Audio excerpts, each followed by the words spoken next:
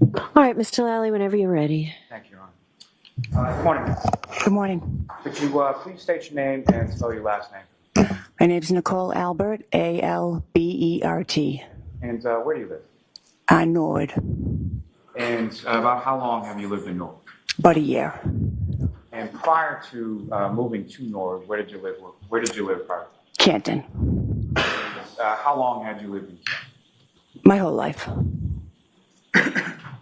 Now, the specific address, where did you live in Canton prior to your move to Norwood? 34 Fairview Road. And how long did you live at that house? About 12 years. And are you married, ma'am? Yes. What's your husband's name? Brian Albert. Does he work? He's retired from the Boston Police. About how long was he an officer with Boston? About 30 years. And do you have children? Yes, we have 5. And how old are your 5 children? My oldest daughter is 28, and then I have a son who's 25. I have another son who's actually 23 today. And then I have twins, a boy and a girl, who are 20. And your oldest daughter, what's her name? Caitlin. Your oldest son, what is his name? Brian Jr. And Brian Jr., does he live with you currently? Now,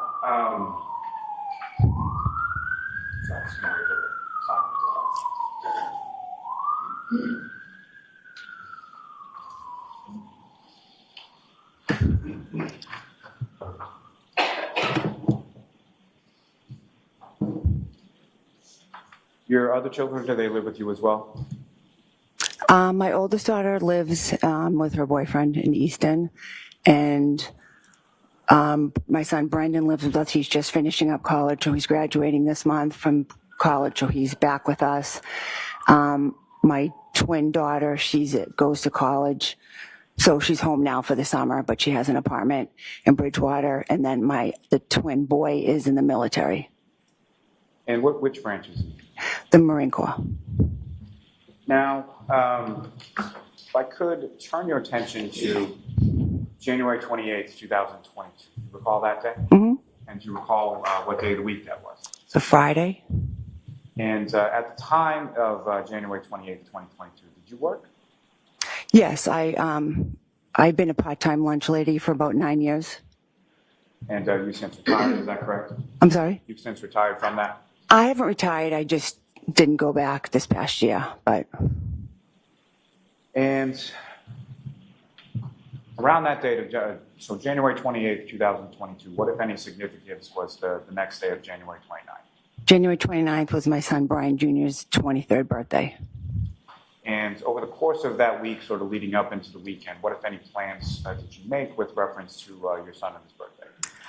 He had mentioned he was going to get together with some friends on the Saturday night, the 29th, for his birthday. And I had said, okay, well, maybe Friday night, if anyone's around, any of our aunts or uncles or anyone, maybe we'll take you out, just local for some apps and drinks or something. And coming up to that day of Friday the 28th, what if anything sort of changed in reference to those plans? Well, they were, the forecast was saying a big snowstorm was coming in, and it looked like it was going to be late Friday into all day Saturday. So I had said to my son, well, obviously, it doesn't seem like anyone will be able to go out on Saturday night. Why don't you just do something with your friends Friday night? And had you, at that time, already made some plans with friends and relatives in regards to going out Friday? Yeah, I had just mentioned to my daughter Caitlin and my sister-in-law Julie, and just had mentioned it to them about possibly getting together Friday. And just to be clear for the record, when you say your sister-in-law Julie, how is she sort of related to you? She's my husband's brother, Chris's wife. And your husband has a number of siblings, correct? Yes, he's the oldest of 7. And yourself and Julie Albert, you guys are friends? Yes, we're very close. And so,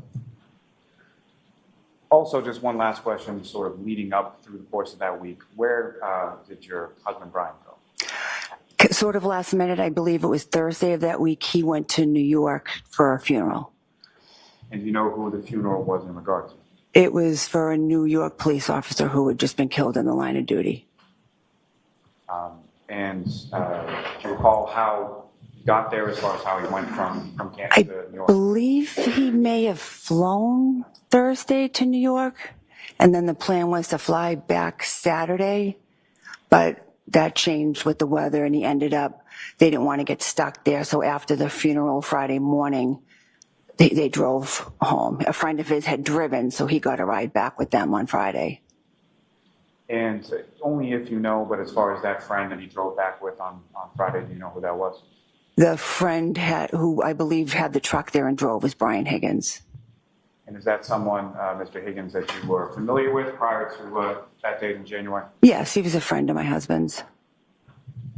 Now, on that evening of the 28th, can you explain to the jury sort of how it was that where did you decide to go with your daughter and your sister-in-law? We just decided to go to Waterfall, a local place, 5-10 minutes down the road from our house.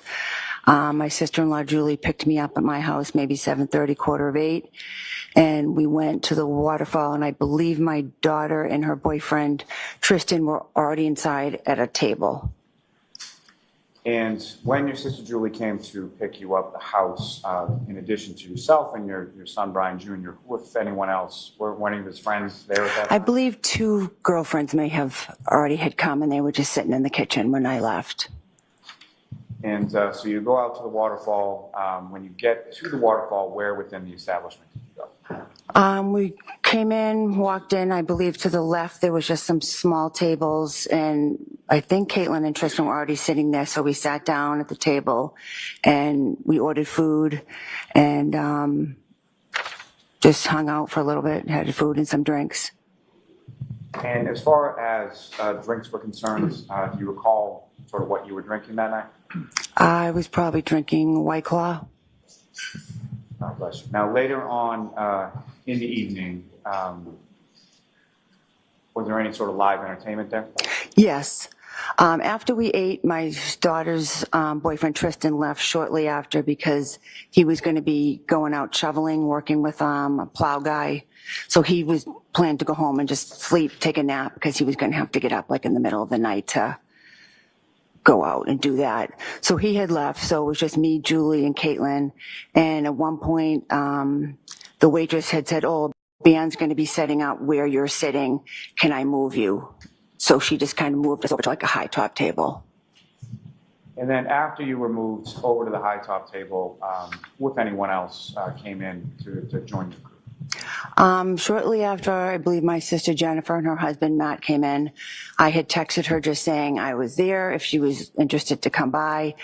I think she said she was somewhere else. Did I want to come there? And I said, well, no, I'm already situated. The band's going to play. I'm just going to stay here. So she said, okay, maybe we'll come there. So maybe 9 as she came in with another couple. I believe they had been at a basketball game, their daughter's basketball game. So she came in with them. And again, just to be clear, when you say your sister Jen and her husband Matt, what is their last name? McCabe. And she's your younger sister, is that correct? Yes.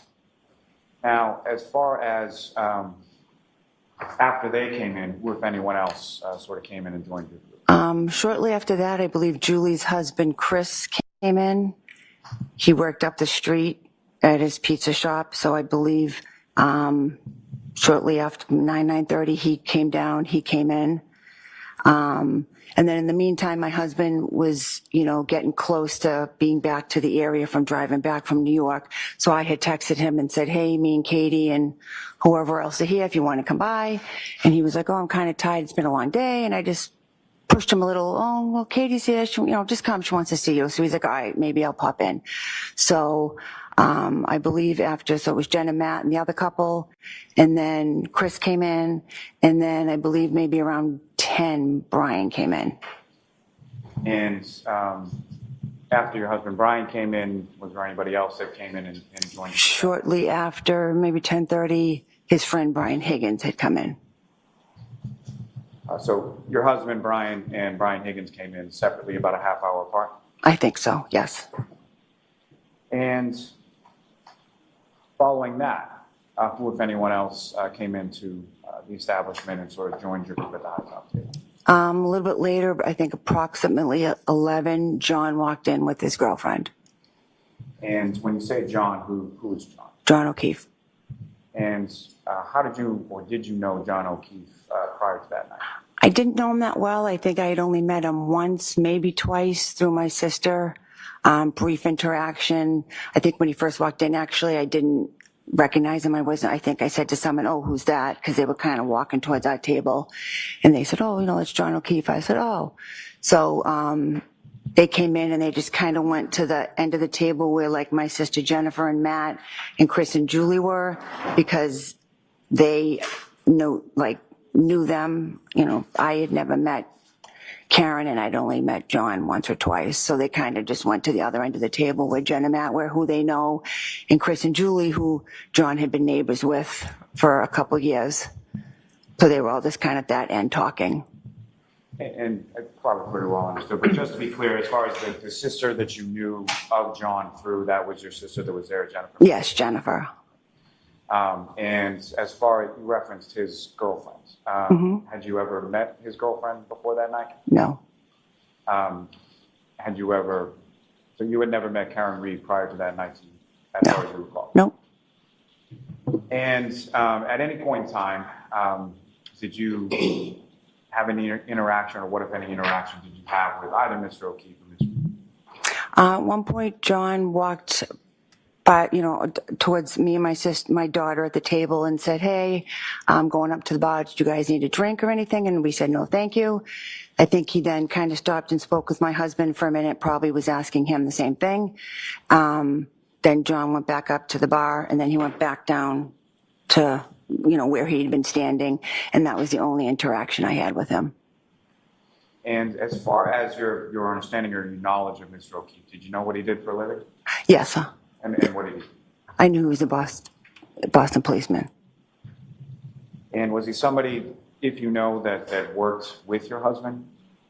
No, I don't believe he ever worked with my husband. I don't believe they ever crossed paths at work. I think they were in different areas of, the job. Fair to say the Boston Police Department is a relatively large department, correct? Yeah, it's like 3,000. Now, with reference to Ms. Reed, what, if any, interaction did you have with her that night? I had none. I don't believe we spoke or we were introduced or anything. I don't think we spoke at all. Now, turning back to Mr. O'Keefe just for a second, if you recall, what, if anything, do you recall him to be wearing as far as clothing was concerned during your interaction? I believe he had a hat on, some sort of just sweatshirt, jeans, and sneakers.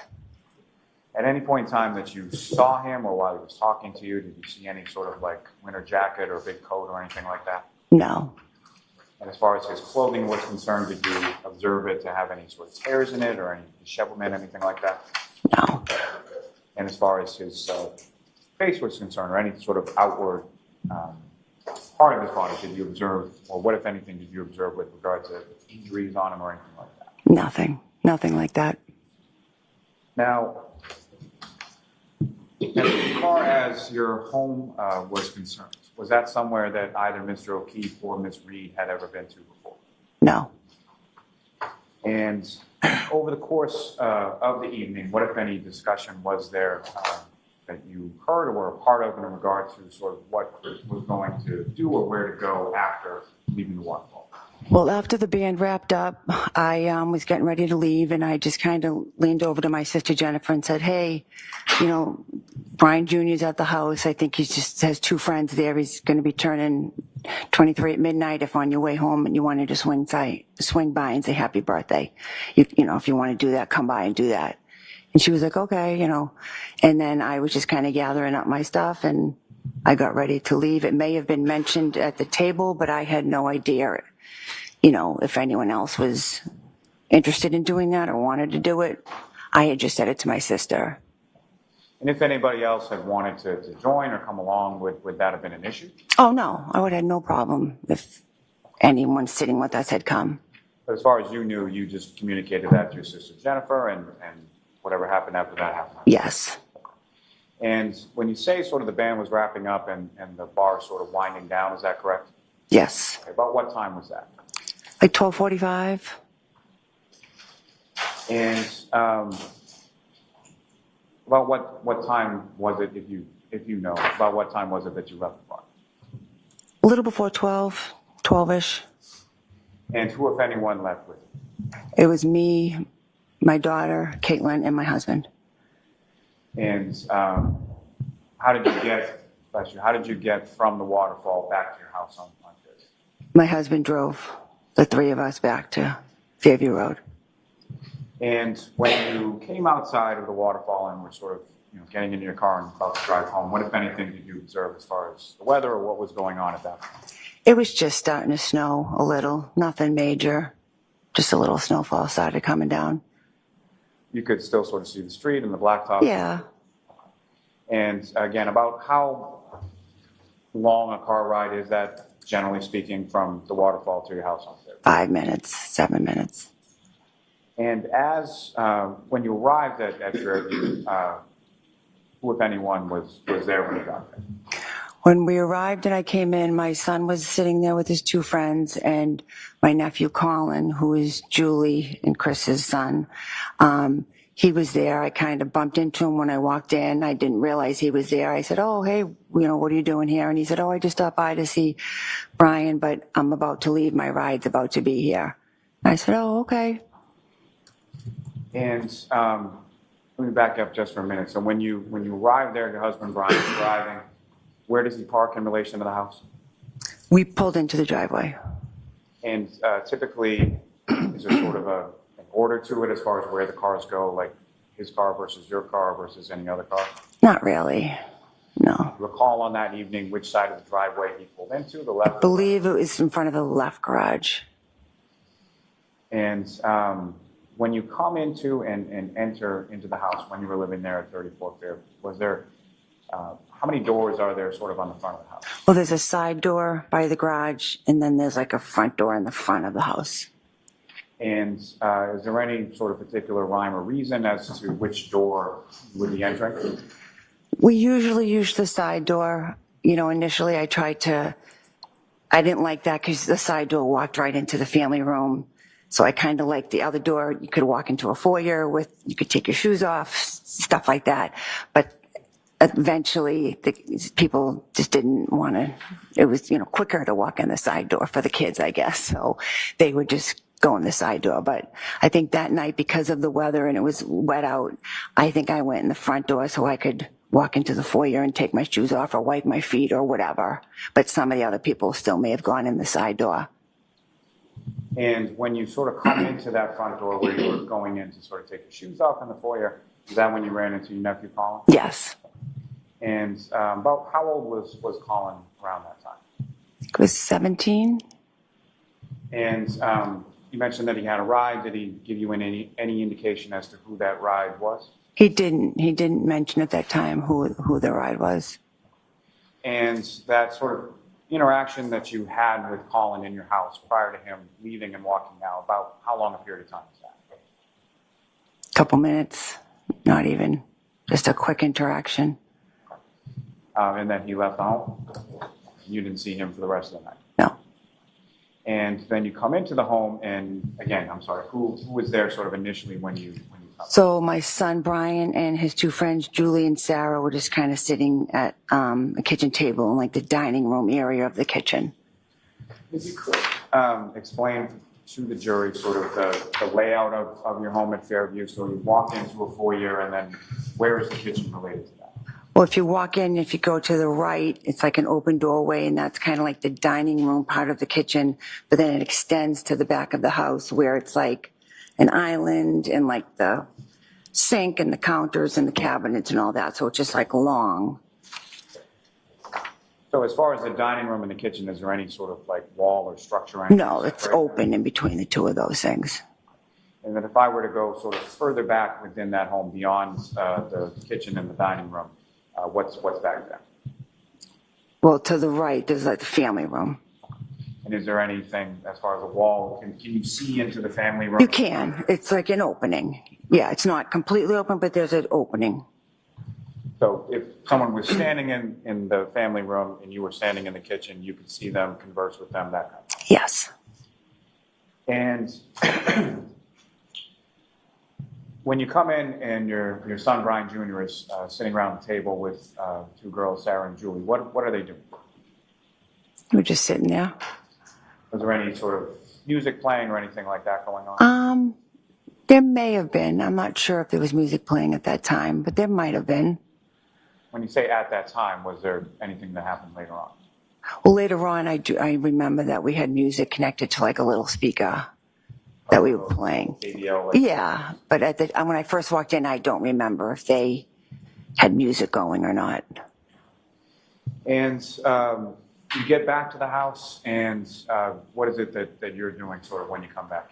So I come in, I assume I, said happy birthday to my son, said hello to his friends, and then I just kind of went to the kitchen area, and like they had ordered food, and so I just did my usual thing. I just was picking up,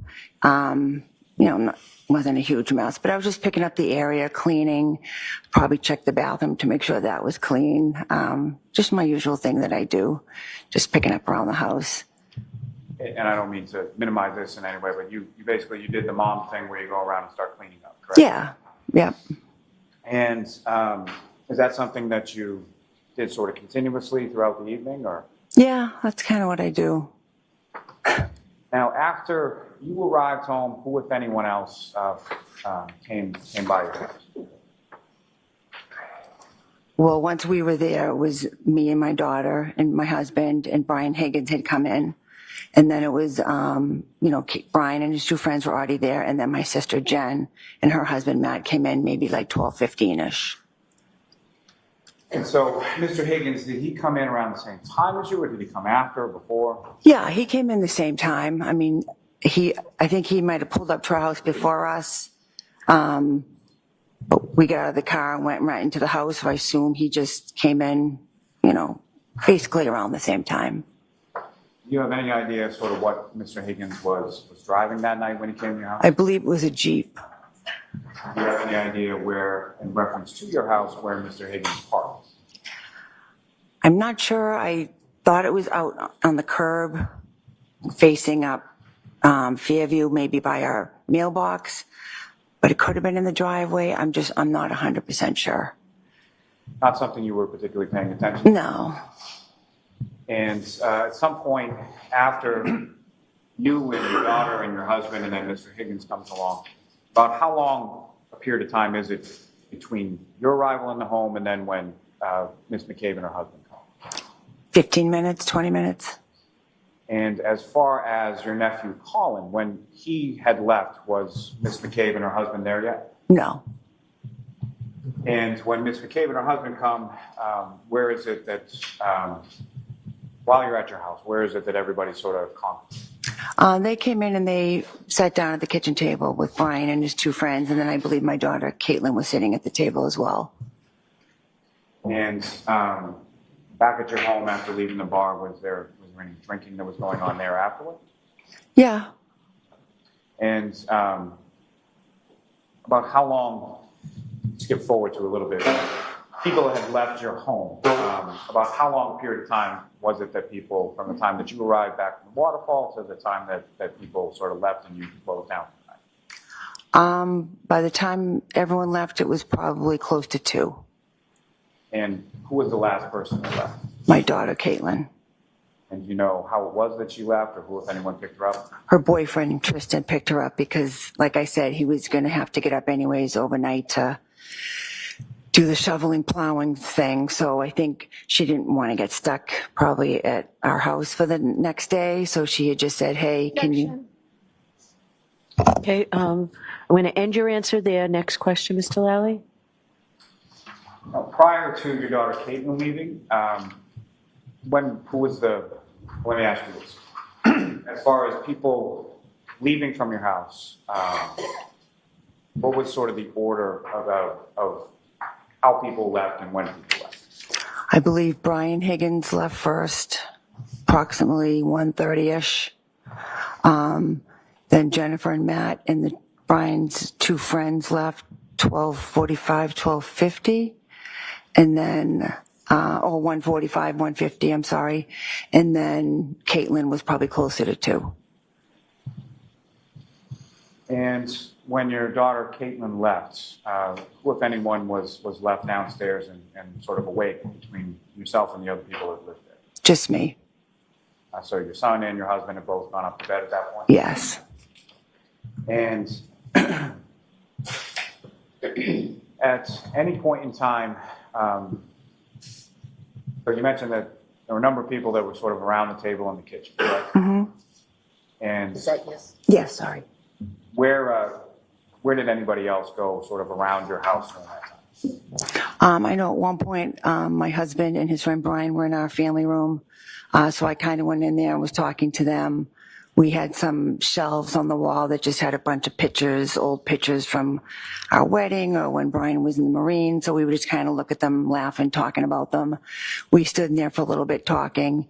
And then eventually we just kind of moved into the kitchen area where everybody else was.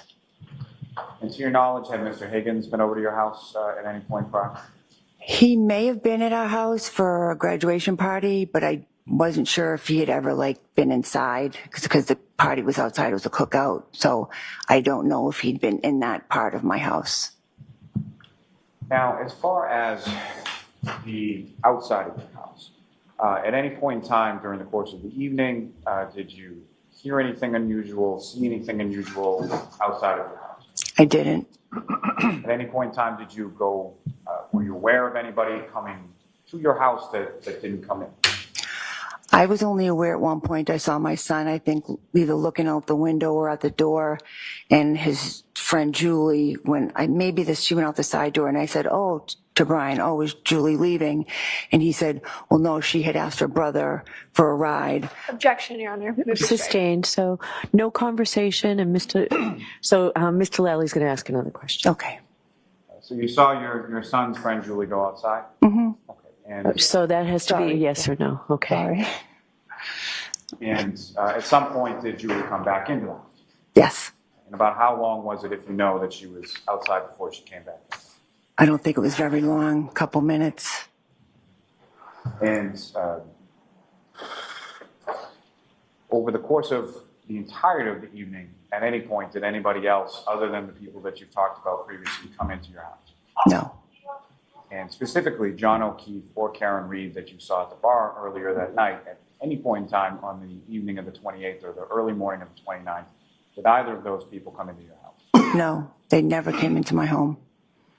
And at any point in time, even on that evening or that early morning of the 29th, were you aware that they were coming to your house? I actually wasn't. I think when I was in the other room with my husband and his friend, I had missed the conversations about Jennifer reaching out with John or her texting him and him texting her about where we lived. I didn't even realize that was happening, that they had any intention to come.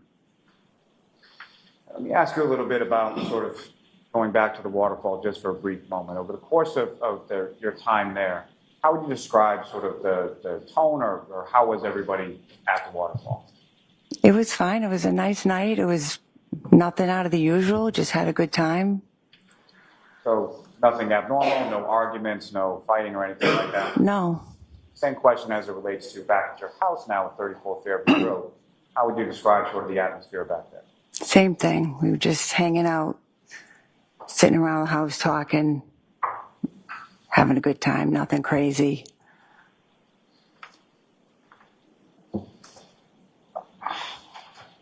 Now,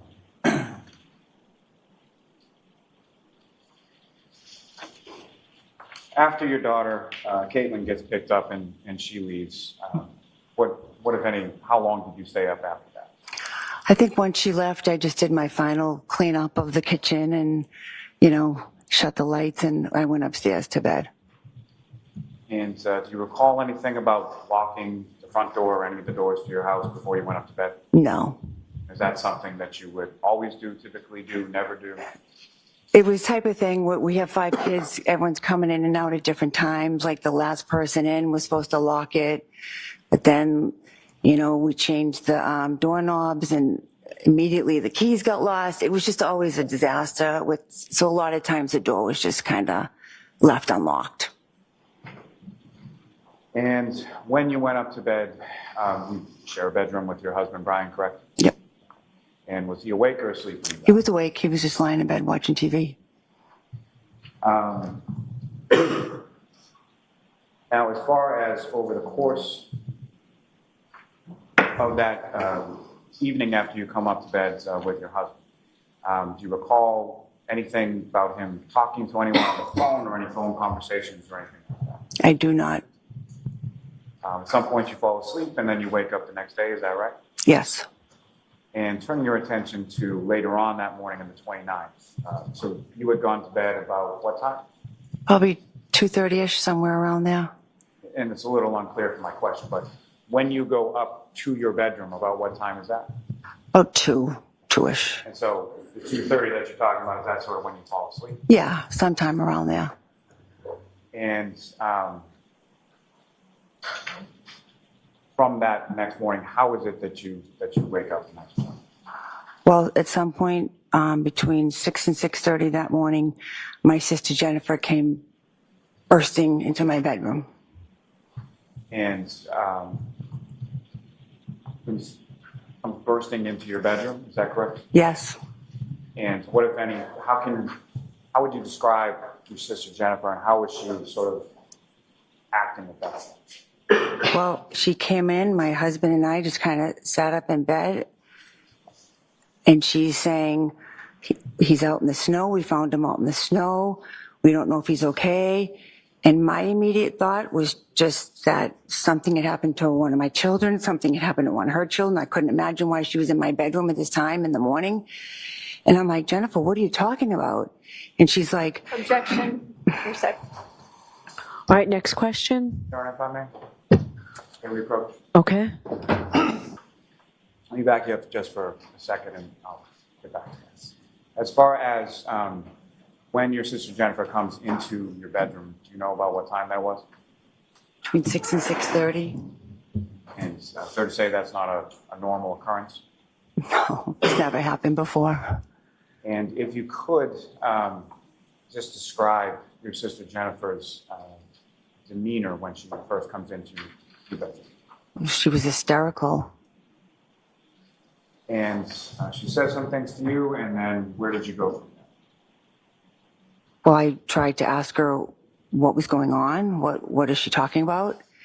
And she told us. Objection, Your Honor. No, I'm going to allow that. So she told us, what had happened or what she had just witnessed outside. And we were just trying to understand what she's saying. Like I said, I didn't know if it was something that happened to one of her kids, one of my kids. And so I said, Jennifer, I don't know what you're talking about. So she finally was like, well, John, remember John from last night at the Waterfall? And I'm like, what do you mean? How could he be outside? And she's like, you got to get up. The police are here and they want to talk to you. So my husband and I got up. I think I threw on a sweatshirt and we started to walk down the stairs. As we walked down the stairs into that foyer area, Officer Link was walking in the house. And so that front foyer area would have been the front door you were talking about before? Yeah. And when you get sort of down to the bottom of the stairs, is it just Officer Lank? Are there any other officers with him? It was just Officer Link at that time.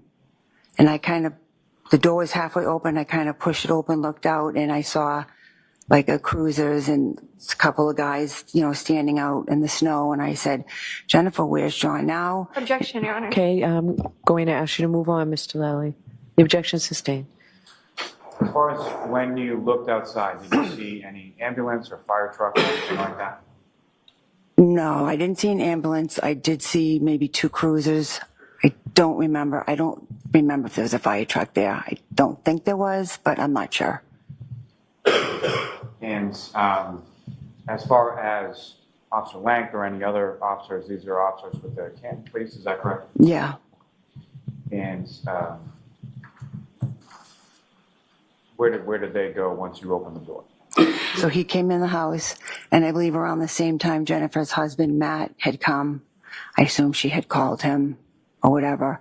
So it was me, Brian, and Jen and Matt, and Officer Lang said, can I come in? Can I talk to you guys? And we said, sure, absolutely. He came in, we sat at the table, and he was just kind of asking us all, okay, where were you last night? Objection, Your Honor. Okay, sustain next question, please.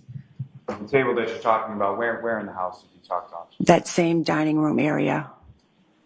And without regard to sort of content of the conversation, but about how long a period of time did that conversation with the officer go on? I don't know, 45 minutes, maybe. I'm not exactly sure. As far as how the conversation ended, at any point during the conversation, did yourself or your sister or your husband or did anyone ever sort of end the conversation or tell the officers to leave the home or anything like that? No. And you welcomed them inside once you realized what was going on? Yes, absolutely. And I believe another officer had come in as well. Now, after the officers leave from your home, what happened then? So I believe they left and said that someone would be in touch with us, the state police or somebody. So they left and we were all just kind of sitting there in shock. I'm asking Jennifer, what happened? How did you end up here? What's going on? Objection, Your Honor. Sustained. Next question, please. Your Honor, as far as, may we approach this briefly? Okay. And so, Ms. Albert, without any sort of specifics of your conversation with Ms. McCabe, you had a conversation with her, is that correct? Yes. And about how long did that conversation go on for in this case? With just her? I mean, we were all just kind of sitting around the table talking. And just to be clear, when we say all, who is all at this point? It was me, my husband, and Jennifer and Matt. And at some point later on, did other people come over to your house? Yes, at some point, my husband's friend Brian Higgins came over. And do you know how he came to be at your house that morning? I believe Brian called him to let him know. I mean, he had been with us the night before, and I think he had been friends with John and Karen, so Brian thought he should let him know. And do you know about what time that was or how long it was after the officers left that Mr. Higgins came over? Could have been 15, 20 minutes. I feel like he came somewhere around 7:38, and maybe the link had been done by 7:15. If he was around 6:30, I'm not really sure of the specifics. And what happened then? Then we were all just still kind of sitting there. Kerry, who is another person that was called that morning, she had been at the hospital, so she was kind of calling Jennifer, giving updates as to what was happening with John. So we were kind of waiting to hear how he was, if he was okay. Then around, I don't know if it was 8:30, I had noticed my sister-in-law, Julie, had pulled into the driveway, and I saw her get out, and she was putting a box of donuts in my son's car, whose birthday it was, because they had a bit between them where every year she did that. She got him donuts, and she would leave them for him. So I saw her, and I said to my husband, "Oh." Objection. Okay, not what you said to your husband. So wait for another question. Okay, sorry. That's okay. You spoke to her husband, and where did he go? He went to the door because Julie was about to get back in her car and leave, and I thought that she should be made aware of what was going on. And so your husband goes to the door, and at some point, your sister-in-law, Julie, comes into the house? Yes. And if you know about how long a period was Julie at your house initially that morning? An hour or two. I'm not sure. If you're not sure, you're not sure. So as far as people that were over your house that morning, do you have any idea of sort of how long people were congregating around your house after that initial Ms. McCabe bursting into your bedroom? Again, it could have been between an hour and 2. And at some point, we mentioned that the Canton officers had indicated that you maybe spoken to at some subsequent time by troopers from the state police, correct? Mm-hmm. Yes. And when was it that you, if you know, when was it in relation to this date that you spoke to anybody from the state police? I wasn't interviewed for a couple days later. And do you recall where you were when you were interviewed? I was at my house.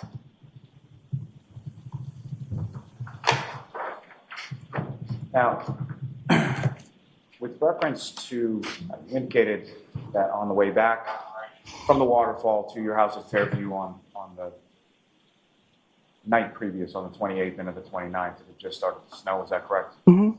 Yes. Now, when you looked outside or opened the door for Officer Lank as he came into the house, what, if anything, did you observe as far as the weather and how it had changed in the interim? Well, to me, it was starting to look like blizzard conditions. It was very windy. It was snowing. It was, the snow was starting to come down a lot now, and it was probably a couple inches accumulated. And it was, Now, at any point in time over the course of that day on the 29th, did you yourself, did you go outside from your house into the front yard or the driveway or anywhere else? I didn't. And anyone else from your house other than the people coming and going? The people that live there, did you observe them going out into the front of the house area? No.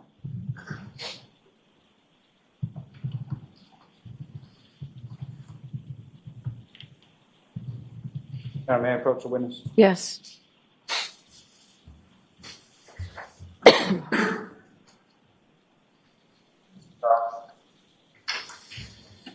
Ms. Albert, I'm placing before you a series of 8 photographs. I just asked you to look at them, Mm-hmm. review them, and then just look up whenever you finish. Are these already in evidence? They are not. Okay. And just to ask you, ma'am, in general, in those photographs, do you recognize what's in those photographs? Yes. Okay, what do you recognize those to be? That's my front yard. That was your front yard when you lived at 34 Fairview Road? Yes. And what's contained in there, is that a fair and accurate portrayal of around the time of January 29th, 2022? Yes. Your Honor, the Commonwealth to seek to introduce and admit. Any objection, Ms. Little?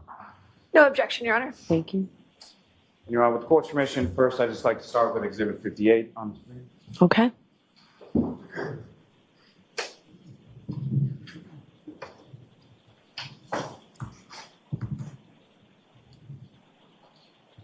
And again, Ms. Albert, do you recognize what's up on the screen there? Yes. And what do you recognize that? It was my home at the time.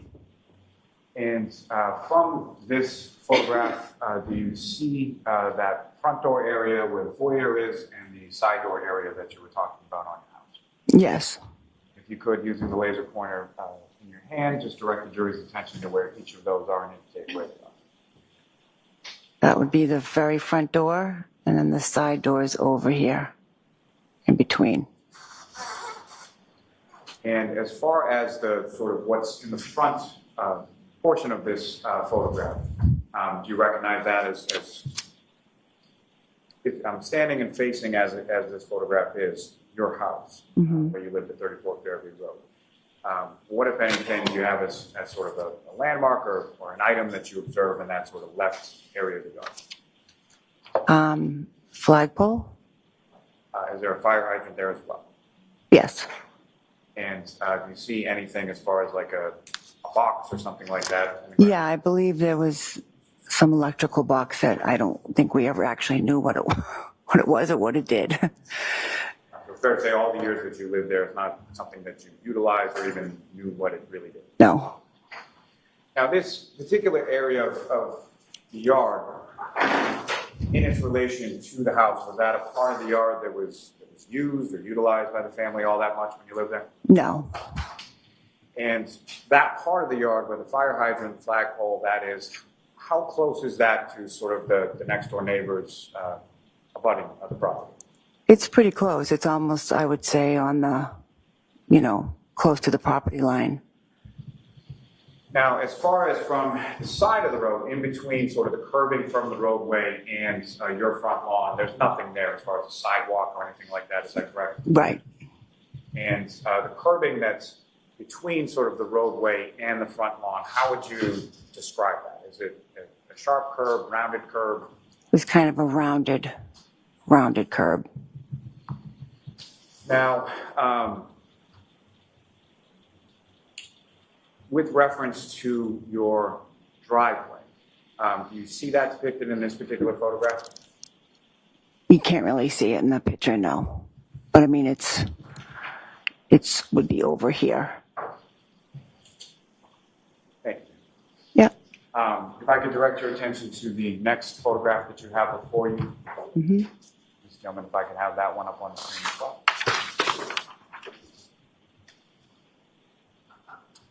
And again, Ms. Al, would you recognize what's up on the screen? Yes. And this is just another photograph of your home as it was around January 2022 at 34 Fairview Road. Yes.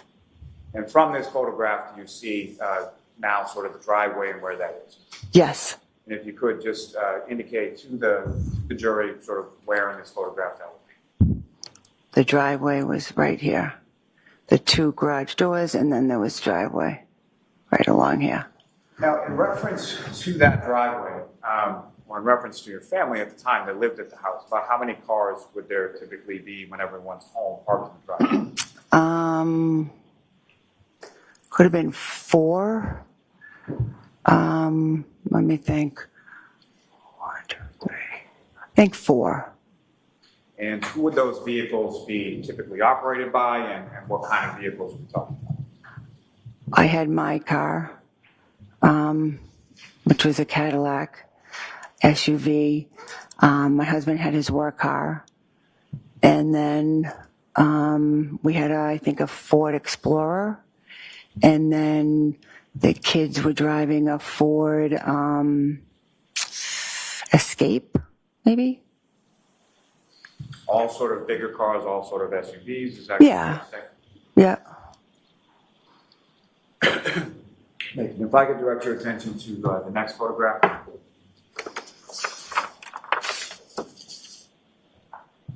And again, what's up on the screen, is that what you have before you as the next exhibit? Yes. And just for the record, if you could read the number that's on that photograph now.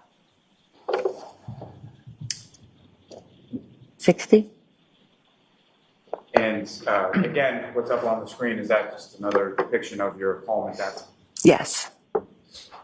Now, when you open that door and Officer Lank is there and you invite him into your house to talk, you said that you saw some cruisers, correct? Mm-hmm. Where in relation to your property were the cruisers when you opened the door and saw them? If you could direct the jury's attention in this photograph. I believe they were right here. Somewhere here. If I could direct your attention to the next photograph that's in there. Yep. And again, the photograph that's up on the screen, is that what you have before you? Mm-hmm. And again, I'm sorry to keep asking Yes. you this, but Yes. if you could read the number that's on the photograph. 63. And so exhibit 63 up on the screen, if you could describe to the jury sort of what part of your property or abutting property are we looking at? I believe our property ended, somewhere along here. So right about in the general area of the electrical box and fire hydrant you were talking about? Yeah. Yeah. And that next door residence there, do you know offhand what the number was for that? I don't. Maybe 36? I'm not sure. Somewhere in the vicinity of your number 34. Yeah. And if I could direct your attention to the next photograph. Mm-hmm. 64? Thank you. Yeah. On face. So with respect to this photograph, as far as the sort of side door, do you see that in this photograph? Yeah, the side door would be right here. And there's sort of another door off to the right of the photograph, is that correct? Yep, that door would go into the garage. And typically, at least around this time of January or late January 2022, as far as the vehicles that you were talking about, would any of those vehicles go in the garage, or what was in the garage? The garage was a little bit cluttered, so if there was a storm coming, we would try to arrange things so we could at least maybe get one or two of the cars in there, but otherwise we didn't put the cars in the garage. Only if it was gonna, be a storm, we would try to get some of them out of the driveway. And with reference to these specific dates of January 28th and the 29th, and this specific storm, do you recall anything as far as putting vehicles in the garage on those dates? I don't, I'm not sure. Not sure if we had maybe put mine in there, because I had gotten picked up that night. I'm not sure. And I believe, is there one more photograph that we have to talk about?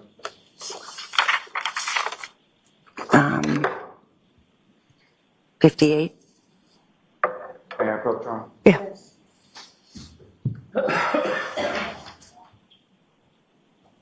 No.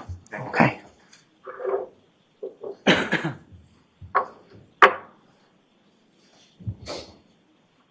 Now, in addition, let me ask you this. At this time in January of 2022, did your family have any pets? Yes. And how many pets did you have? We had one. We had a dog. What was the dog's name? Chloe.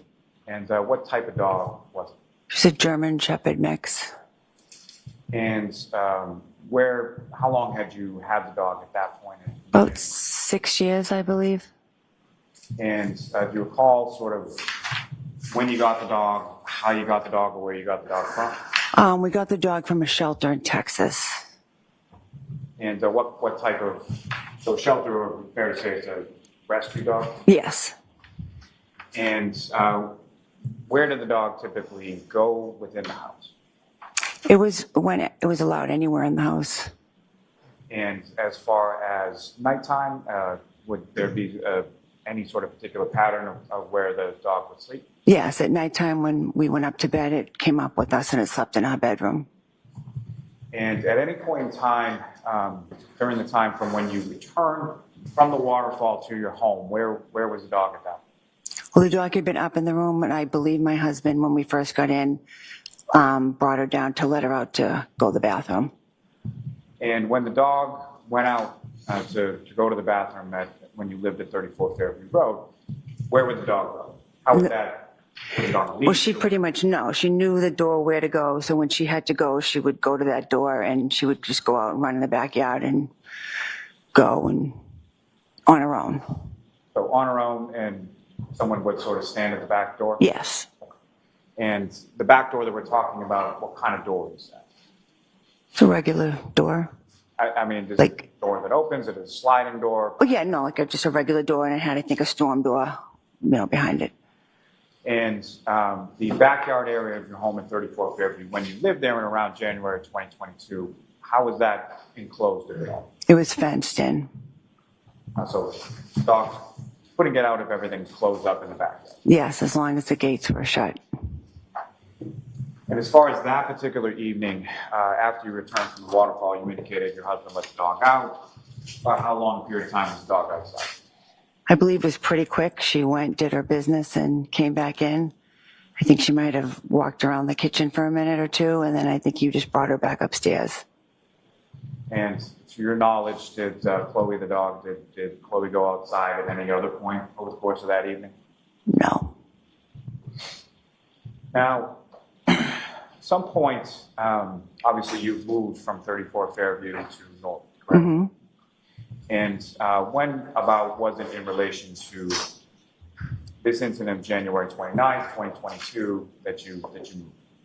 We moved in April of 2023. And what, if any, plans or discussions were there in reference to moving prior to January 29th? Objection, Your Honor.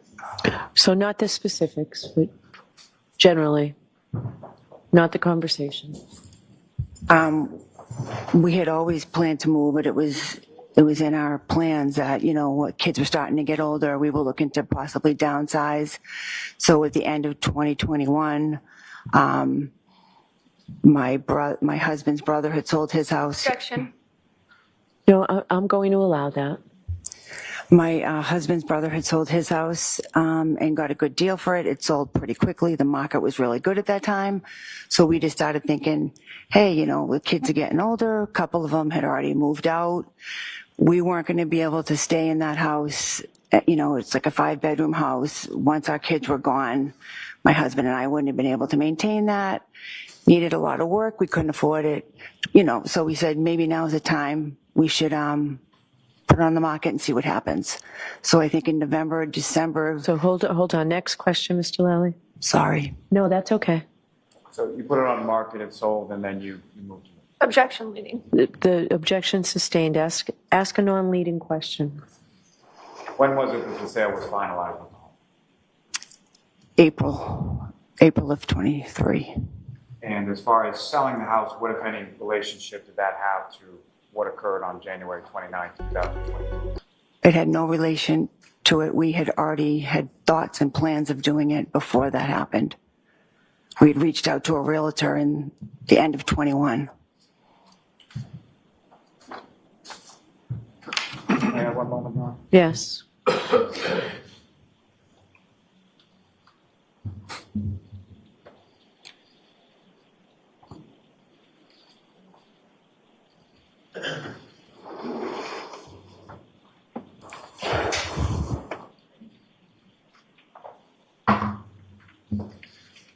I have nothing further for this witness, Ron. All right, Ms. Little. Thank you, Your Honor.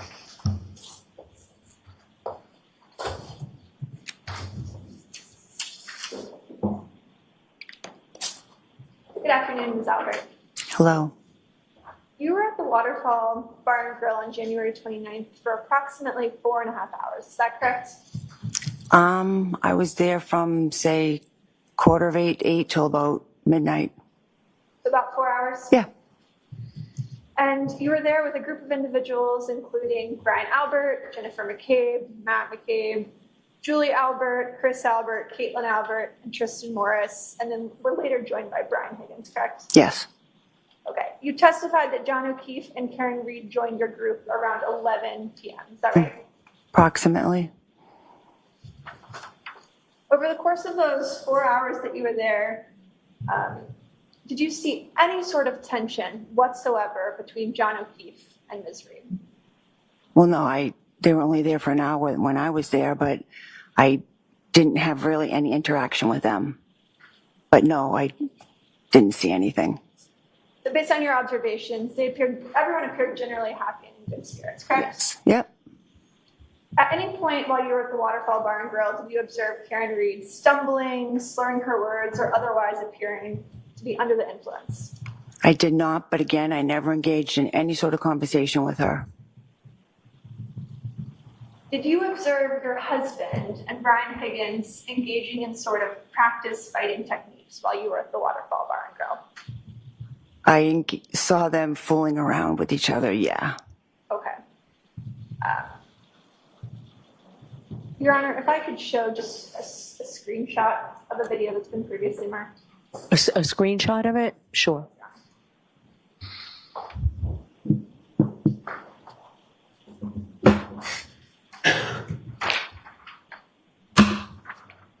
May I approach the recorder? Yes, so can you take this down just until the witness has it, please? I thought you were just showing the screenshot. You want to show it up here? Yes, if that's Okay. So what are you doing Should with we it? mark that as an exhibit? Or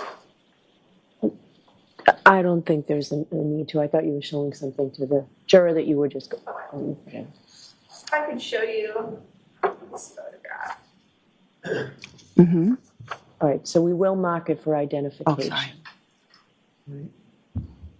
Ms. Albert, do you So hold on, we need to, so we'll mark it for identification.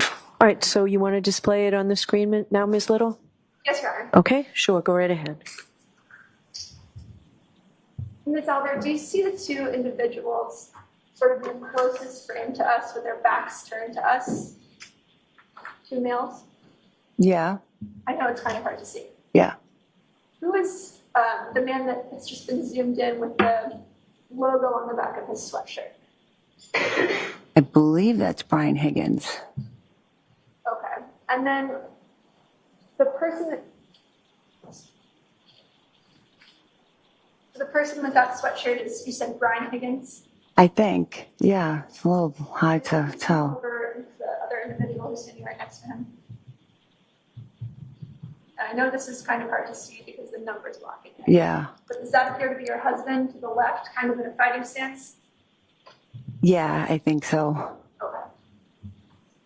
Ms. Albert, when your husband drinks, does he often So I'm spar? sorry, are we taking this down or keeping it up? Yes, Your Honor, you can take it down. Okay, thank you.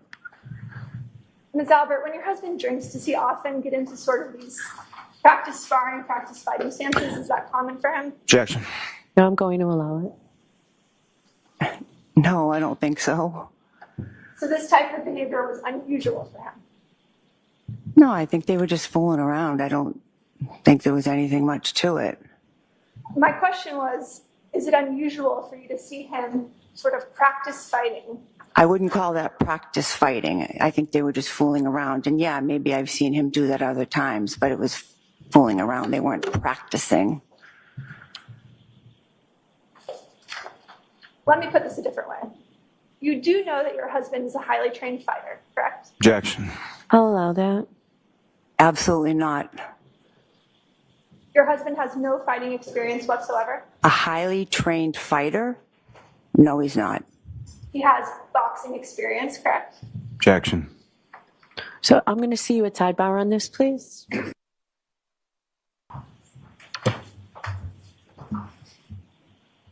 Ms. Albert, your husband has boxing experience, correct? Yes. He also has fighting experience from his training in the military, correct? I don't know what fighting experience from the military means. I mean, he was in the Marine Corps. He was out of the Marine Corps in 1992. But he had training through the Marine Corps and through the Boston Police Department with fighting and defensive tactics, correct? I assume so.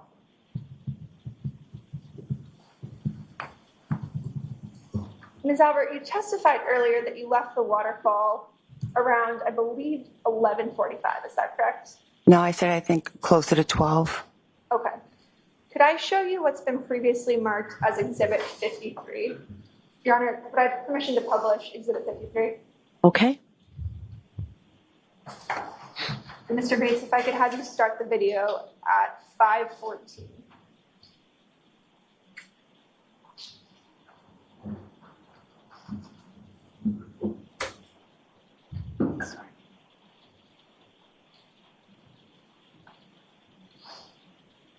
If you could pause.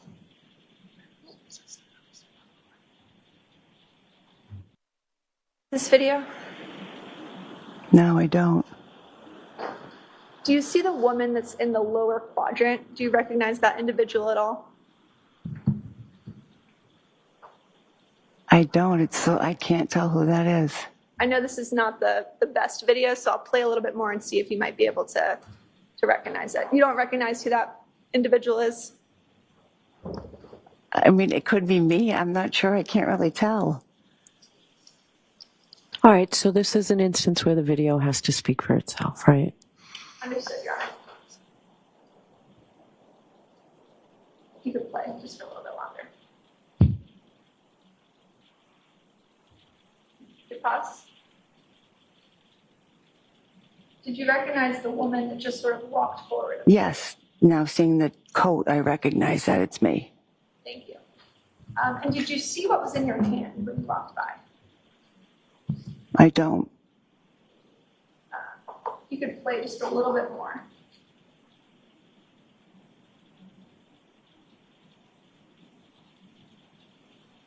Ms. Albert, do you see that you appear to be holding something? Yes. What is that? Looks like a can. And what time is that video taken? 11:58. So that would have been approximately the time that you were leaving the Waterfall Bar and Grill. Yep. You guys had a fun night. It looks like you kind of grabbed the White Claw. You're about to leave. Is that correct? Yes. Okay. You testified earlier that you got home. So can we turn the lights back on and, okay, Thank you, Your Honor. okay.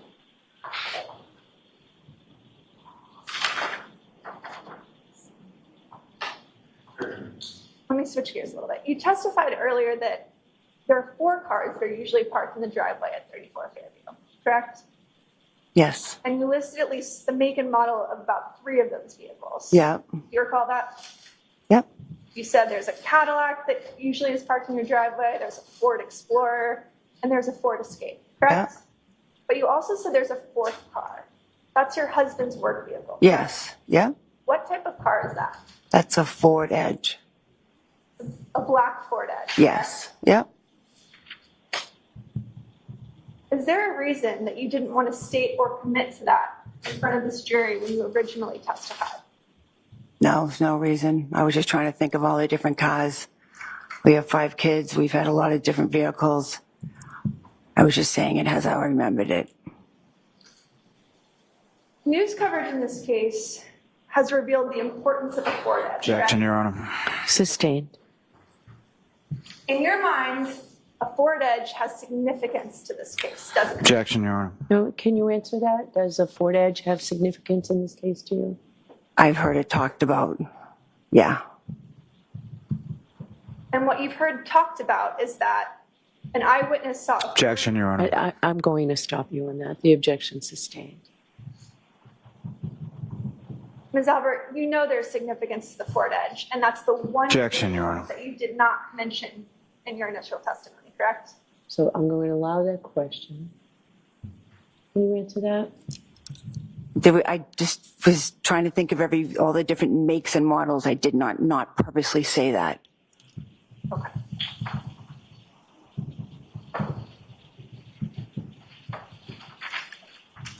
Where did your husband strike that? You testified earlier that you weren't sure exactly where Brian Higgins parked that night when he arrived at your house, correct? Right. And you said, I'm not sure, but then you gave a pretty vivid description about him being parked, you think, in front of the house by the mailbox facing away from your residence, correct? Right. Yep. Is that statement something that's from your personal recollection or for something that you've discussed with other witnesses in this case? No, it's from my personal recollection of what I'm pretty sure I remembered. He pulled in first. He backed out so we could pull in, and then I'm pretty sure he pulled out and parked along the curb where the mailbox was. So you haven't discussed that statement with any other witnesses in this case? I don't remember. I don't think so.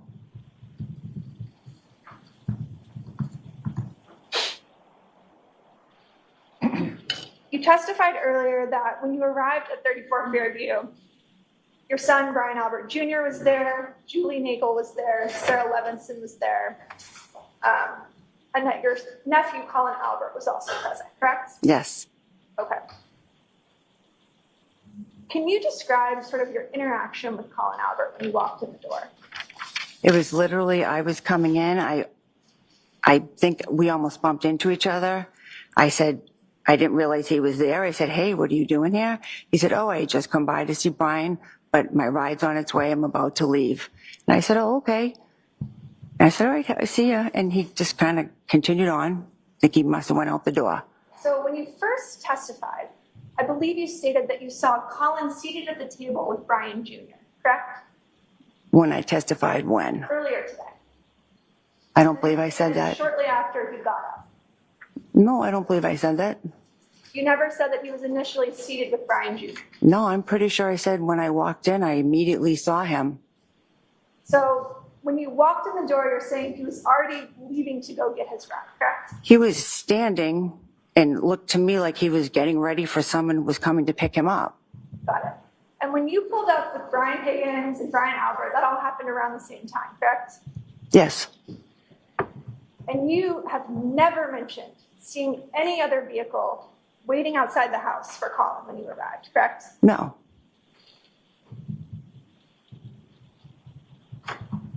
You didn't observe another vehicle outside the house? No, I'm not saying he said to me, my ride's almost here. I'm leaving. So I didn't see anything outside about his ride. And it was cold outside that night? Yeah. So he sort of walked out the door before his ride arrived? I don't know if he went and stood and waited by the door. I came in the house, and like I said, I immediately said hello to my son, his friends. I went and started doing my cleaning, and I didn't really pay attention. But I assume he left because I never saw him again. So you're not sure if he was sort of standing by the front door? I'm not sure. I mean, he could have been standing there waiting. He said his ride was about to be there. Okay. But you didn't see him leave? I did not see him leave. You testified that your German Shepherd, Chloe, was also at the house when you arrived home on January 29th, correct? Yes. She's a large German Shepherd. Yep, about 70 pounds. She's not great with strangers. I wouldn't say that. You wouldn't say that it's kind of a poorly worded question. Would you say that she's good with strangers? I'd say she's fine with strangers. Fine with strangers. Okay. Yep. She's definitely not good with other animals, is she? No, she did not like other dogs. Chloe actually has a well-documented bite history, doesn't she? Objection. Does she? With dogs. A couple dogs, yes. Ms. Albert, she also has a bite history with humans, doesn't she? Objection. Ask that differently. Ms. Albert, Chloe has injured other humans, hasn't she? Objection. I'm going to allow that. In one incident in May of 22, when she got out and was fighting with another dog, the woman whose dog it was tried to break up the two dogs, and while she was trying to break up the two dogs, she got injured. There were actually 2 individuals who were injured in that incident, correct? Well, there was 2 women, but I believe just one woman, from what I understand, had an injury from Chloe. The other one may have fallen or something, but I'm not sure 100%. There were 2 women who were actually taken to the hospital after that incident, correct? Yes, a neighbor had called the police or called an ambulance just to make sure they were okay. And you mentioned that Chloe had actually escaped from the backyard Mm-hmm. in that incident. Yes, And that happens from time to time at your house, correct? it had happened a few times, yes. And Mr. Albert let Chloe out when he arrived that night, correct? Yep.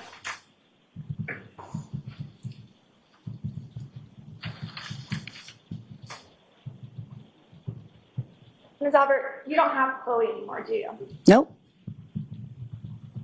In May of 2022, 4 months after Mr. O'Keefe's death, you got rid of your family dog of 6 years. Objection.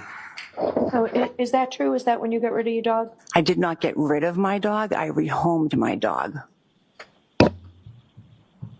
Your dog is no longer in the Canton area, correct? No, but I know where she is. She's in Vermont. And that previous testimony, that information has all been given. So if she was ever needed for anything, we know where she is. Was that testimony given to the defense? Probably. Was I present at the hearing where you testified about this? Objection, Your Honor. Sustained. Your Honor, can we approach? Sure.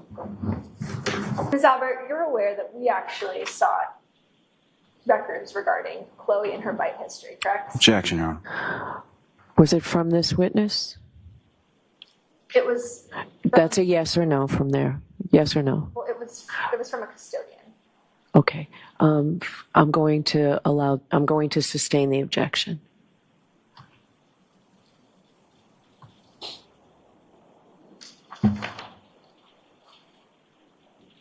All right, Ms. Albert, I want to direct your attention back to the early morning of January 29th. Mm-hmm. You testified that everyone who arrived at your house just after midnight was sort of generally gathered at the table in the kitchen area, correct? Yes. And over the course of that evening, you had never heard any sort of disruption inside, correct? No. You didn't hear a crash. Certainly There never needs heard- to be an answer. Sorry. No. You certainly never heard any screaming or yelling, No. and you never heard the screech of any brakes outside, correct? Correct. Okay. On July 20th, 2023, you testified before a grand jury, and Mr. Lally was not there, correct? And Ada McLaughlin was also not there, correct? Okay. Do you recall that? Yes. And you were specifically asked during the course of that hearing where everyone was positioned around the table that night. Mm-hmm. You remember that sort of line of questioning? Yeah. And you explained that your sister Jennifer was seated next to Brian Jr. Objection, is there a question? We're getting that question, so go ahead. You were very specific about kind of how people were seated at that table that night. Do you remember that testimony? You explained that Jennifer was seated next to Brian Jr. and Matt McCabe was across from him. Do you recall that? Yep. But when you were asked where your husband and Brian Higgins were positioned at the table, you weren't able to place them there. Isn't that true? Because I don't believe they ever sat at that table. And what you told the grand jury during that hearing was that at least at one point, they had left the room and they were outside of your view, correct? I'm not sure I said that. You told the jury that you were cleaning and you weren't sure where they went, correct? Well, initially when I first came in the house and I was doing my thing, I don't remember exactly where And they were. you told the grand jury that you don't recall seeing them at the table, but you don't recall where they went because you were kind of focused on cleaning, correct? Right. And there was one point at which you said that you joined them in family. Yes. Is that right? Okay. But while you were cleaning, you said, I don't really know what they were doing, but they weren't there, correct? Yes. So you recall your husband and Brian Higgins left your view and went to some other place in the house that evening, correct? They could have. Ms. Albert, how many steps is it from the front door to the basement? Steps? It's a poorly worded question. I will rephrase it. When you open the front door of your house, Uh-huh. how many steps does it take to get to the door to the basement? 4 or 5.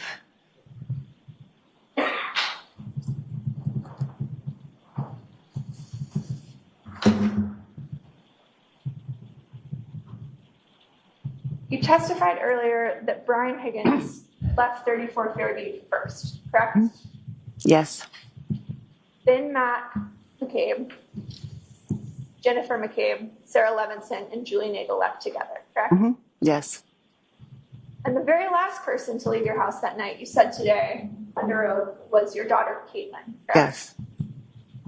And you said she left your house close to 2 a.m. Is that right? Yep. Ms. Albert, that's not what you told Sergeant Lank on January 29th, 2022, is it? I don't recall what I told him. Would it refresh your recollection to take a look at your statement to Sergeant Lank? Sure. May I approach the witness, Your Honor? Yes.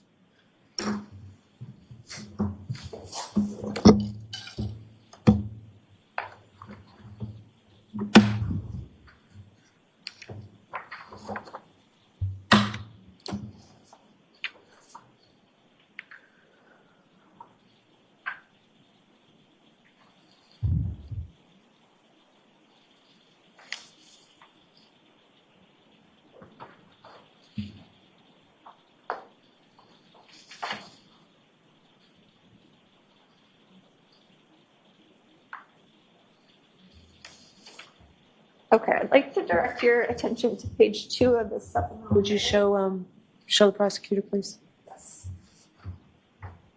Just so that I can please refer. Your Honor, may we approach just briefly?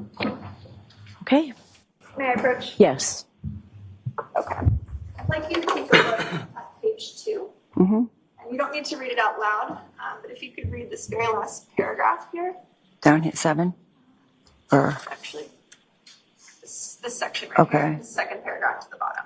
And you mm-hmm. don't need to read it out loud, just look up once you're done. And are you going to clarify that, Ms. Little? Statement? Oh, how, can I approach, Your Honor? D-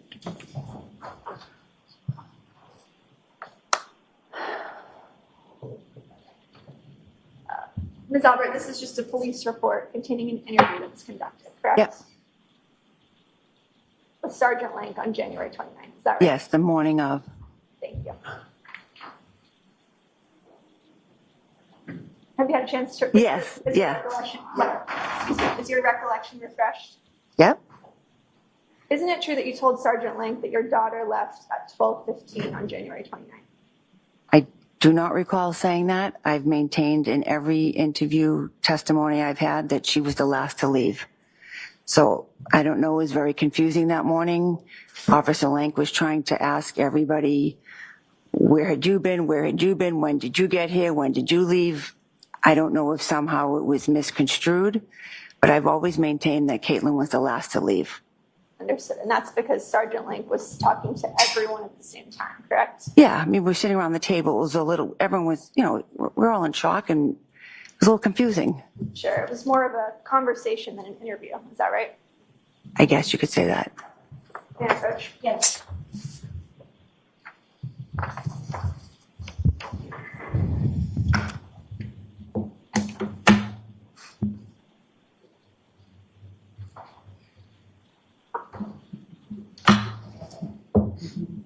Ms. Albert, do you deny saying that to Sergeant Link?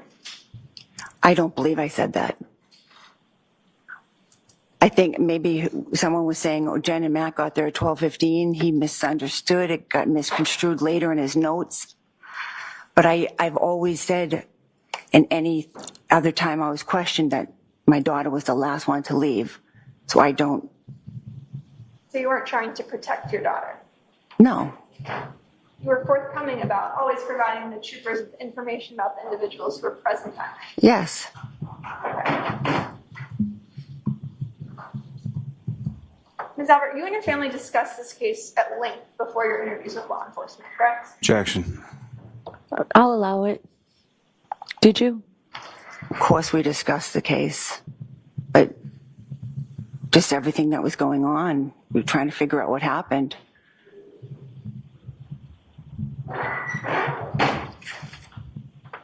And you testified that you spoke to Trooper Proctor on February 3rd, 2022. Is that correct?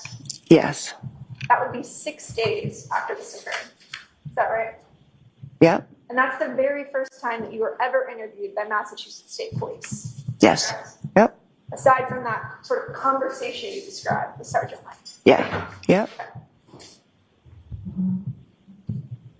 When you spoke to Trooper Proctor on February 3rd, 2022, you left a lot of names out of individuals who were present at your house on the morning of January 29th, 2022. Isn't that correct? I'm not sure who was left out. Did you tell Trooper Proctor that your son, Brian Albert Jr., was home that night?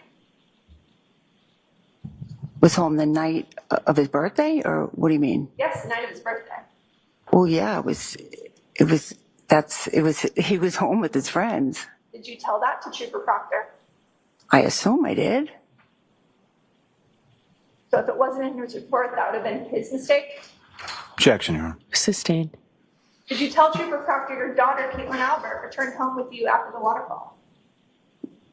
I believe so. Did you tell Trooper Proctor that your son had 2 female friends at your house when you arrived? I believe so. And notably, did you tell Trooper Proctor that Colin Albert was present at your house? I probably didn't, because anytime I was questioned about who was there, to me it was who was there afterwards, hanging out from like the 12:15 point on. I didn't consider Colin as being there because I literally crossed paths with him. He left, and I didn't consider him being a part of the group that was there. Were you asked who was at the house that night? I assume he asked that, but I also didn't mention the people that my son had previous, because I didn't consider them as part of the people that I was with when I got home. You never mentioned Colin Albert to Trooper Proctor, correct? Correct. And you never mentioned Colin Albert to Sergeant Lang. Correct.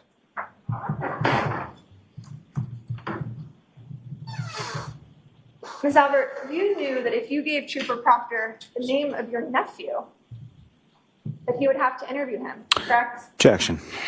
All right, I'm going to sustain that objection. You didn't want your kids or your nephew to have to tell the police what they saw, what they heard, and what they did that night. Objection. I'm going to allow that. Is that true? That is not true. but you never told Trooper Proctor about Colin Albert. I didn't mention Colin because I didn't consider him as part of the group that we were hanging out with after the waterfall, because he left as soon as I walked in. I didn't even think of him. Didn't even think of him. No.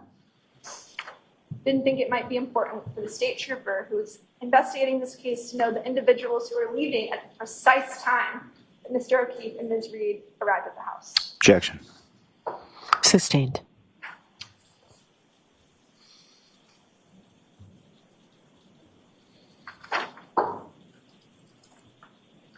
Ms. Albert, what's the first thing you remember waking up to on the morning of January 29th? My sister bombing into my bedroom. Okay. Your Honor, if we could approach. Ms. Albert, I'd like to show you this photograph which purports to be. Just show her the photograph. Ms. Albert, do you recognize that photograph? Yep. What is it? It's a picture of my house. Does it appear to be generally to scale? Yep. Do you recognize sort of the flagpole in the yard, Yes. the house, Yep. the driveway? Mm-hmm. And that looks Yes. accurate. And that looks accurate in terms of scale, correct? Yes. Permission to publish? Sure.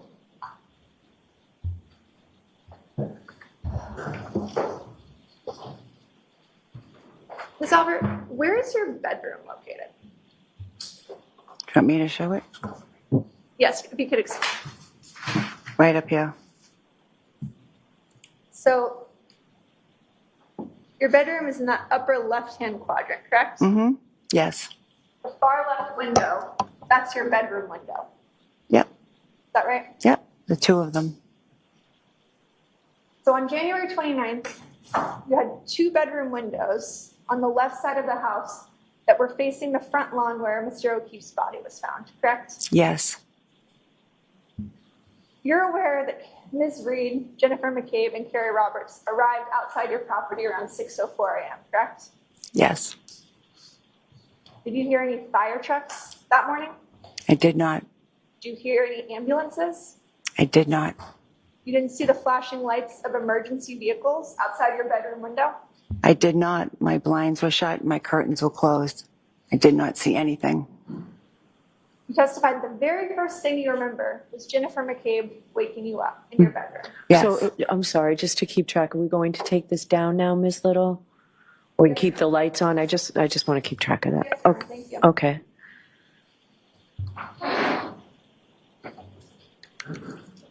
What time was that? I thought it was somewhere between 6 and 6:30. May I have a moment? Sure.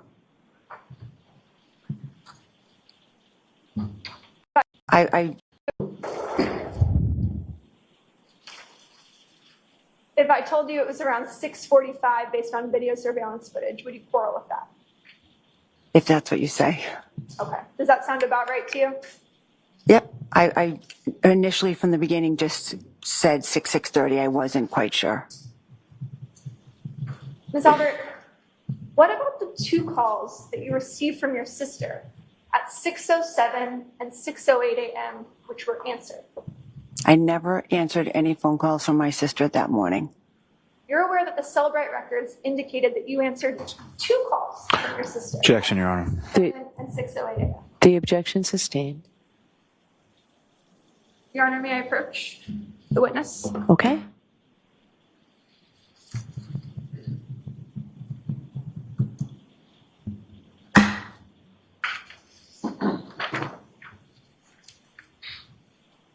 You could take a look at this report.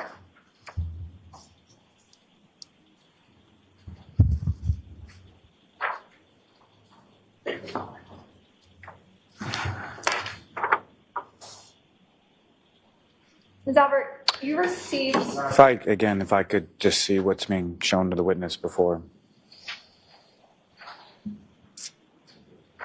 Thank you. May we approach? Okay. I'm going to take that, please. You can give it back to Ms. Albert. Thank you. and you can go back and ask a question, and let's see where we go with this, okay? Ms. Albert, do you recognize this document? Recognize it? Do you know what it is? Well, yeah, I see what it is. Does it refresh your recollection as to the 2 calls you received on the morning of January 29th? It says here 2 calls were placed. Okay, don't read it, but you were asked a specific question. So if you could answer the question, please. Does that refresh your recollection to the 2 calls you received from your sister on the morning of January 29th? She may have placed those phone calls to me, but I never answered them. You received a call from Jennifer McCabe on January 29th at 6:07:42 a.m. that lasted for 9 seconds, correct? She may have placed a phone call to me. I never answered it. I never spoke to her that morning. You also received a second call from your sister at 6:08:17 a.m. that lasted for 7 seconds, correct? Objection. Go ahead and answer that. It says that, but I never answered a phone call from my sister Jennifer that morning. You're aware that cell phone companies have what are called tolling records, correct? That show if there's a voicemail or something of that nature. Objection, Your Honor. Sustained. Ms. Albert, it's your testimony here today that you never spoke to your sister that morning. I never spoke to my sister on the phone that morning. Who else was in your bedroom that morning? Me and my husband. You and Brian Albert were the only 2 individuals who could have answered those calls that morning, correct? We're the only 2 people in the room, besides the dog. And at 6:07 a.m., someone had a 9-second call with Jennifer McCabe, correct? Objection. All right, sustained. And you've got more for this witness, I imagine, Ms. Little? Yes, Your Honor. Okay, so we'll take the luncheon recess, folks. It's 1 o'clock. Your Honor, the parties have stipulated that Exhibit X is a graphic representation of 34 Fairview, And not a photo. not a photograph. Okay, sure. Now you can approach the witness if you... Oh, you just want to put it into evidence now? Your Honor. Okay. So that will be our next exhibit. Madam Court Reporter? Thank you. We actually need it. May I approach? Yes.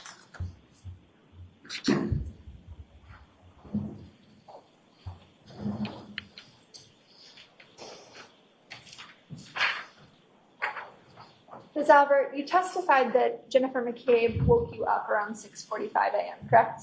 I believe I said between 6 and 6:30, but could have been That 6. was what woke you up, correct? Yes. She obviously had access to the house. Yes. The door wasn't locked. Nope. That's sort of a typical practice for you. Yeah, it was just sometimes with the kids, the last one in, supposed to lock it. They didn't, it just wasn't always locked. And inside your house, you've had plenty of blankets and other items that could have been comfort to a man laying in the snow, correct? Objection, Your Honor. So as to that form, I'm going to sustain the objection. You can ask the question a different way, Ms. Little. Ms. Albert, you had blankets inside of your house that could have helped someone who was freezing outside. Objection. So I'm going to sustain the objection. You can ask a shorter form of that question.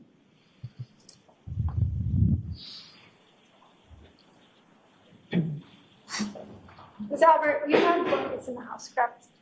Yes. You were also lying next to a first responder Objection. that morning, correct? You can answer that. Yes.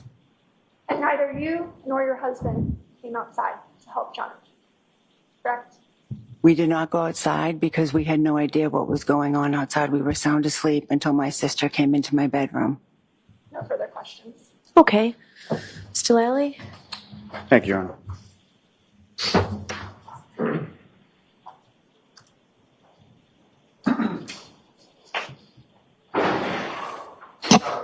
With regard to phone calls from your sister Jennifer McCabe that morning, shortly after 6 a.m., did those phone calls wake you up? No. Did you answer those phone calls? No. Did you speak to Jennifer McCabe on the phone prior to her, or at any point on that morning prior to her coming into your room? I did not. And you were shown something that's a Cellbrite extraction report, correct? Yes. And not just that specific one, but have you ever seen any Cellbrite extraction report before in your life? No. Fair to say you don't know how to interpret the data that's on there? No. fair to say that you don't know whether or not an answered call or something that's listed as answered was something that was actually answered or went to voicemail? Correct. Now, with regard to your dog, Chloe, following that incident in May of 2022, what, if anything, did you and your husband do with regard to the person that had been bitten? Well, we had gone over to their house to apologize for what had happened and, offered to pay any bills, that they may have had for any injury to the dog or anything. And then after that, we just decided that we thought the best thing to do would be to try to rehome it because I just didn't want something like that to happen again.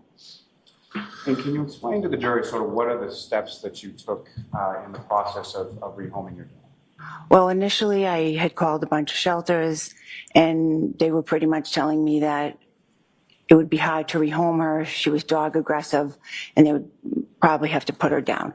I didn't want to do that. The family, we love the dog, and so I did not want to do that. So I reached out to the woman in Texas who we got the dog from to see if she could help.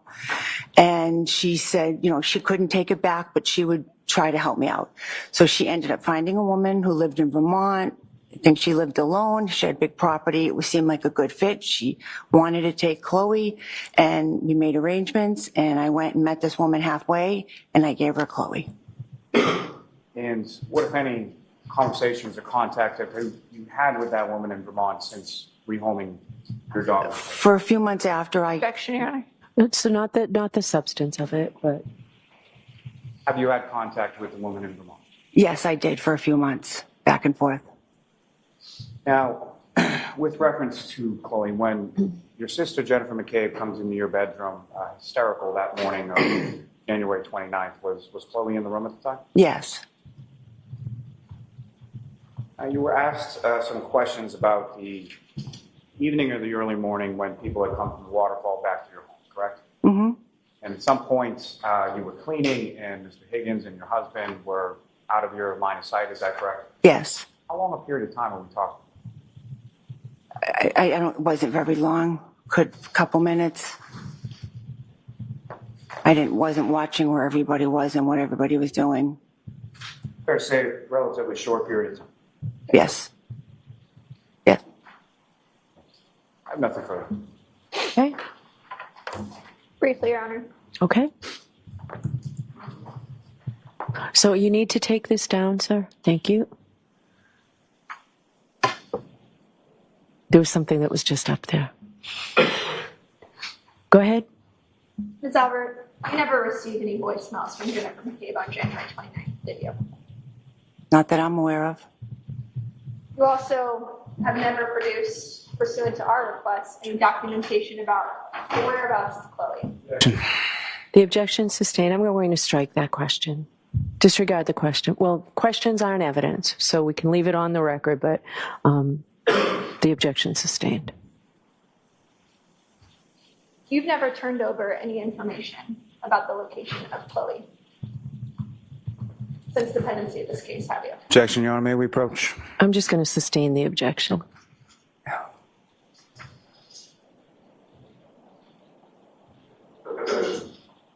Have you ever provided information about the whereabouts of Chloe to the Commonwealth of this case? Yes, I believe I have. You have. I believe so. When did you do that? Your Honor, may we approach? Yes. No further questions. Okay, thank you very much. All right, Ms. Albert, you are all set. Thank you.